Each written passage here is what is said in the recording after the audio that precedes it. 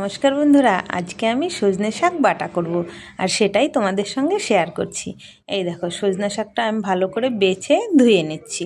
এবার ধোয়া আমার হয়ে গেছে। এখন এই দেখো, আমি কাঁচা লঙ্কা, পেঁয়াজ, রসুন কেটে নিয়েছি। আর এই যে এখন কড়াইতে তেল দিয়ে কাঁচা লঙ্কা, পেঁয়াজ, রসুন আর শুকনো লঙ্কাও দুই একটা দিয়ে দিয়েছি। সুন্দর করে লাল করে ভাজা করে তারপরে দিয়ে দিলাম শাকটা। এবার শাকটা একটু লবণ দিয়ে আমি ঢাকা দিয়ে দেবো। এই দেখো, একটু নেড়ে আমি ঢাকা দিয়ে দিচ্ছি।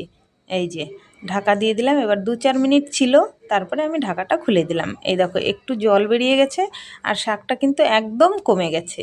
এখন শাকটা সুন্দর করে ভেজে নিতে হবে, একদম লো ফ্লেমে ধীরে ধীরে ভাজা করে নিয়েছি। এই দেখো, পেঁয়াজ রসুন একটু লাল লাল হয়েছে, এই রকমই ভাজা করে নিতে হবে, তাহলে সুন্দর হবে। এবং প্লেটে নামিয়ে নিয়েছি। তারপরে একটু ঠান্ডা করে আমি গ্রাইন্ডার মেশিনে বেটে নেব। এই দেখো, বাটাও আমার হয়ে গেছে। কি সুন্দর হয়েছে বাটাটা। আমি প্লেটে নামিয়ে নিয়েছি। এই দেখো, এর উপরে দিয়ে দিলাম 2টো কাঁচা লঙ্কা, একটু সর্ষের তেল আর একটু লেবু চিপে দেব। কি সুন্দর দেখতে হয়েছে, আর খেতে তো দারুণ হবেই। আমি আগেও খেয়েছি। তোমাদের কেমন লাগলো আমাদের এই রেসিপিটা কমেন্ট করে জানাবে। ভালো লাগলে লাইক করবে।